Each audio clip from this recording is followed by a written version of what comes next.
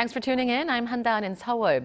The U.S. Federal Reserve made a long-anticipated policy pivot last week, cutting benchmark interest rates by 50 basis points, the first rate cut in 4.5 years.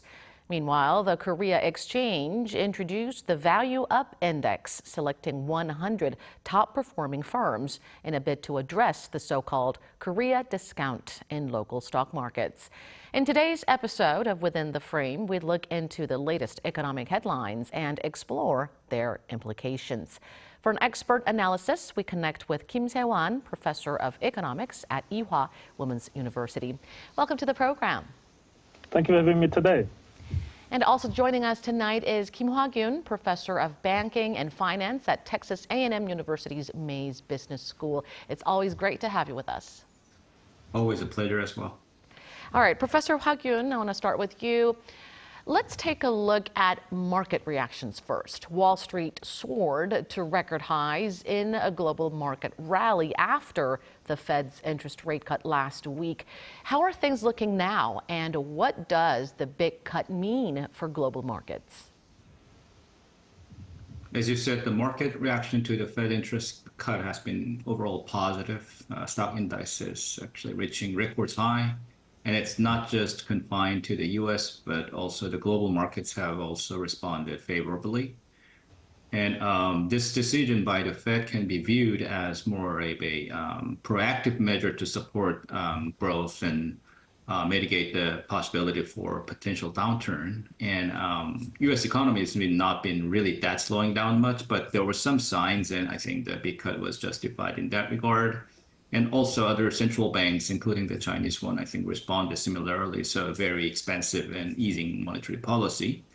If we look at the Fed futures markets estimates, as of now, investors expect another actually 50 BP cut with about 62% chance and 25 BP cuts in November. So overall, I think the market participants expect like more dovish move in the future, although we don't know if the Fed actually is going to be moving in that fashion. Rather, probably depending on the data release, I think that's going to be what's going to happen. But in terms of effects, I think both the U.S. and also the global markets, because the interest rate changes, the exchange rates, and also the overall the debt cost is going to change. So at least the immediate effect on this cut is probably coming from the corporate bond market or the housing loan market, such as mortgage market, in terms of refinancing, rolling over with cheaper interest rate, or they're issuing new debt based on the lower interest rates.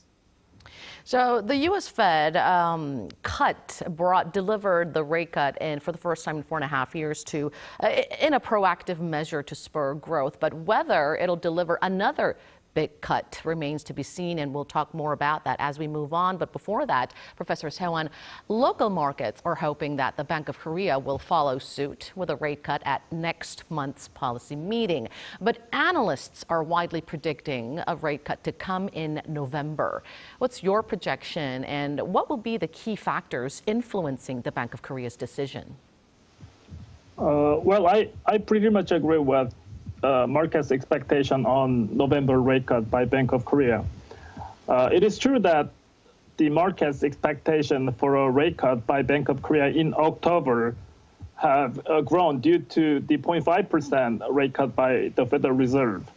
However, it looks to me that until the October's meeting, Bank of Korea's Monetary Policy Committee will not have enough time to fully assess the financial stability that Bank of Korea has been emphasizing. Actually, Bank of Korea is under a very difficult situation between curbing households' loans and recovering economy. And because of this, there has been a certain level of tension between government and central bank or Bank of Korea. Governor Ri of Bank of Korea talked much about this difficult position of Bank of Korea many times before. In addition, if the Bank of Korea moves to lower interest rate immediately following the Fed big cut without fully assessing the domestic financial stability conditions, it could create a misunderstanding that the Bank of Korea only mimics Federal Reserve monetary policy over domestic conditions like quickly rising household loans and financial instability. So South Korea's inflation seems to have stabilized, but rising household debt and subsequent real estate price hikes, as you pointed out, remain significant risks. And delivering a rate cut next month may be too soon, too early for the central bank to fully assess the current economic situation.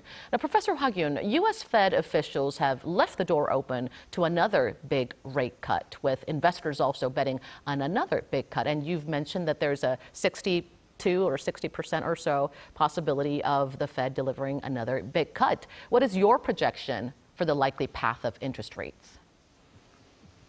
Well, my view is probably 25 BP cut in November, but it's going to depend on the labor market conditions as well as the inflation data, of course. So it's going to be conditional upon the data release that's going to be available in about a month and a half or something. But according to, similar to the Fed futures market, which actually shows the investors, the expectation, we can also look at the FOMC dot plots and their long-term forecast basically made by Fed officials. So this is more like the Fed officials' more expected, guess or educated guess about the long-term interest forecast for the probably next year or 2 years or something. And that range, I think, is between 2.4 to 3.8%. So it's actually showing the wide range, about like 1.4 or 5% difference. If it is more about like 3.8 or 9% range compared to the current 4.75 to 5% range, it's just a 1% difference. That means for the next year and a half, I think it's about like 25 BP, the small decreases like for 4 or 5 times will get us there.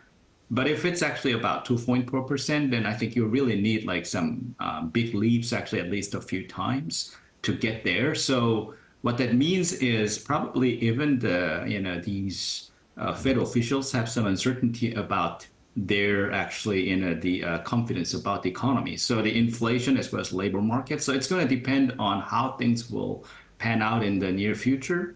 And also, if you look at the yield curve, which actually shows the expectations about the interest rate, the 30-year interest rate actually, the long one, after the the Fed announcements, actually it went up instead of going down. So there's some uncertainty left.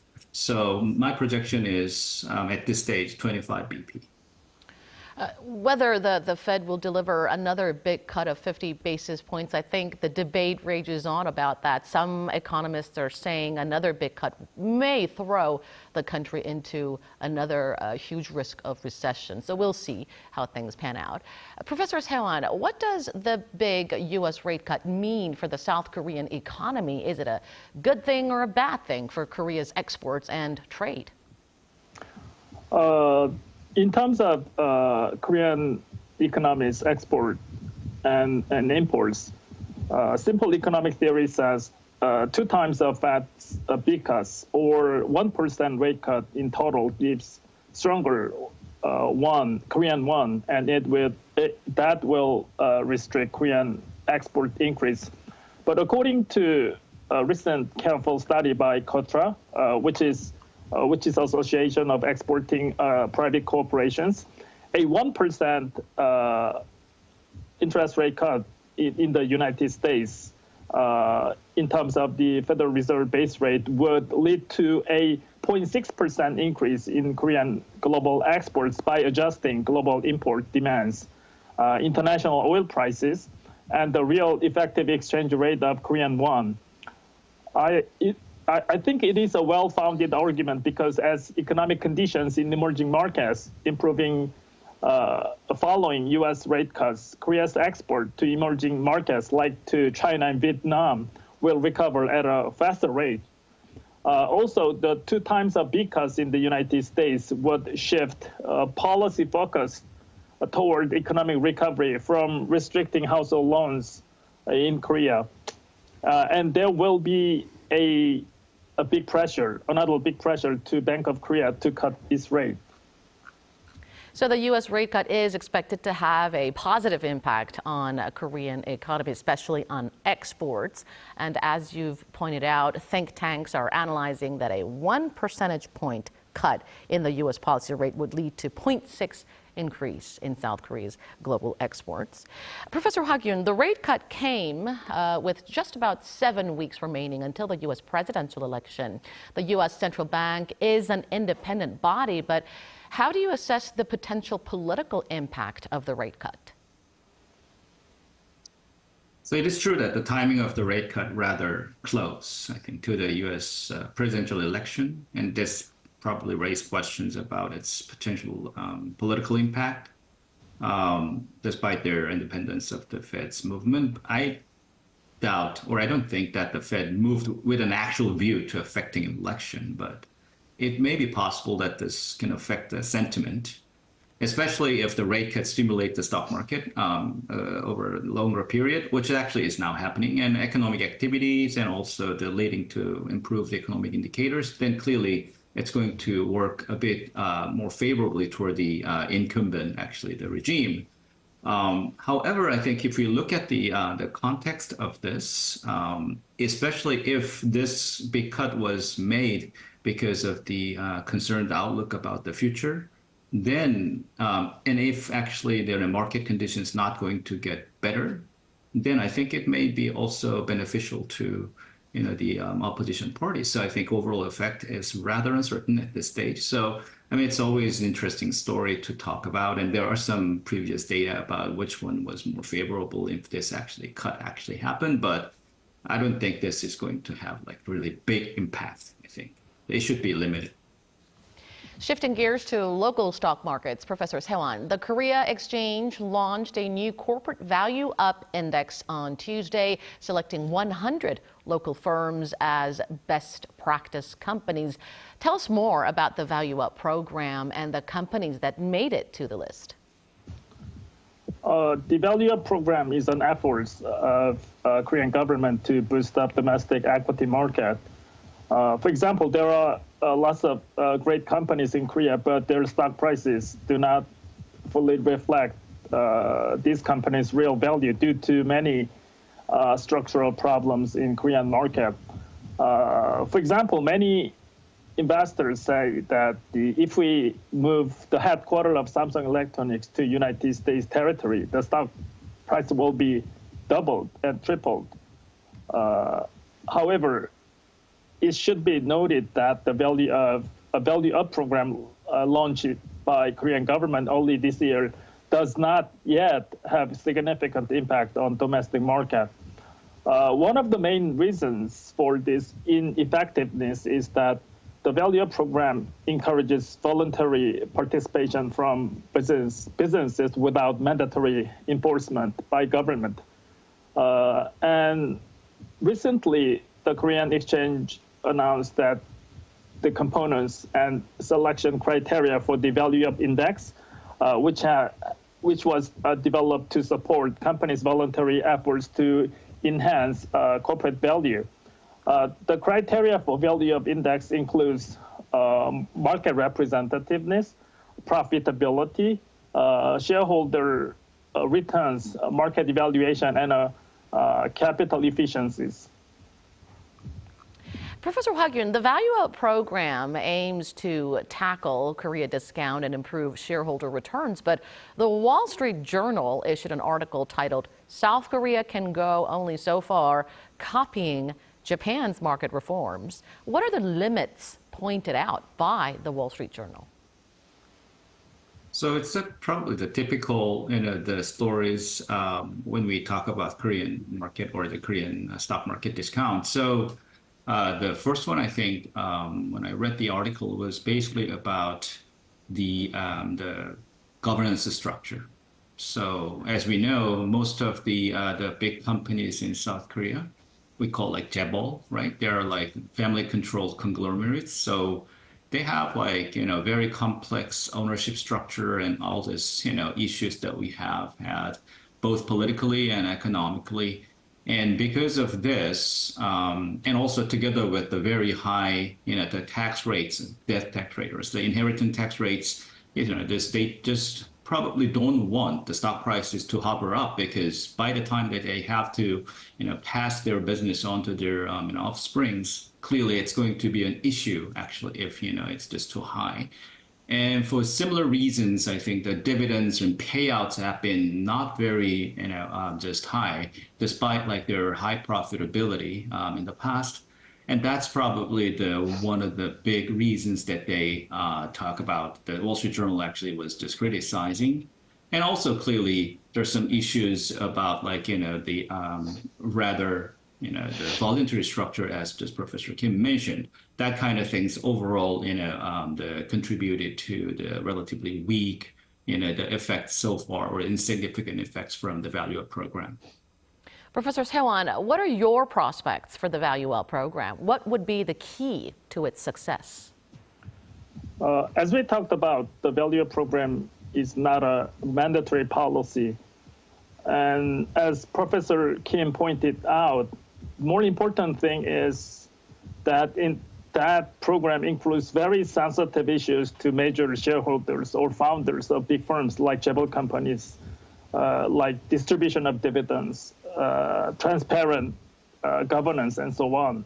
It means that it will take a very long time for Value-Up program to take effect. A good example is Japan's recent stock market boom. A kind of Japanese government Value-Up program has begun under Abe administration in the middle of 2015 in the name of three-arrow policy. After long efforts of Japanese government over 10 years, the Value-Up program finally takes effect from last year. Another interesting point in the effectiveness of the Value-Up program is that whether the National Pension Fund, a major player in domestic stock market, will step in as a supporter of a key variable. If National Pension Fund decided to participate actively in the Value-Up program, and then they purchases a significant amount of the Value-Up stocks, it will give a quite strong momentum on the Value-Up program. Now, moving on to the final point of our discussion today, Professor HWA-GYUN, markets forecast that the third quarter performance of domestic chip giants like Samsung Electronics and SK Hynix will fall short of expectations. What's behind this pessimistic outlook? It can come from various sources, but I think what the Morgan Stanley or the other, the analysts actually talking about is global economic slowdown possibility, and also the demand for these, the AI-related chips and these kind of things can be probably already reaching the peak. Therefore, there's a chance that I think, this is going to affect their businesses. And also because of the oversupply, which I doubt that it's actually true, but because of the oversupply, the price may decline, and that's going to worsen or deteriorate the profitability. So, and I'm not so sure about at this stage about the supply chain disruptions, but I think they also mention a bit about the geopolitical tensions and stuff like that, especially between the US and China. But those kind of things can contribute all to somewhat, the bleak outlook about this chip makers. And Professor SEI-WAN, global competition for dominance in AI and semiconductor technologies is expected to intensify after the U.S. presidential election, regardless of election outcome. What strategies should South Korea adopt? Well, it is a tough question because we still have several weeks until U.S. presidential election. But I believe that regardless of election outcome, the U.S.-China rivalry over advanced technologies such as artificial intelligence and semiconductors will intensify. In particular, the part that is particularly concerning is Korean battery industry may face a reduction in Inflation Reduction Act benefits depending on the election result, which highlights the urgent need for preemptive measures. If Harris is elected, there is a strong possibility of strengthening domestic investment incentive through an amendment of the CHIPS Act, Whereas if Trump wins, it is likely to unfold in the form of reinforcing the guardrail provisions on CHIPS Act and tightening investment requirement for allied countries to receive subsidies. All right, we'll conclude our discussion there. Thank you so much, as always, Professor SEI-WAN, for your in-depth analysis. Thank you very much. And many thanks to you as well, Professor HWA-GYUN, for your valuable insights. Always a pleasure. And that brings us to the end of the show. Thank you for watching, and be sure to tune in same time tomorrow to join our conversation. Goodbye for now.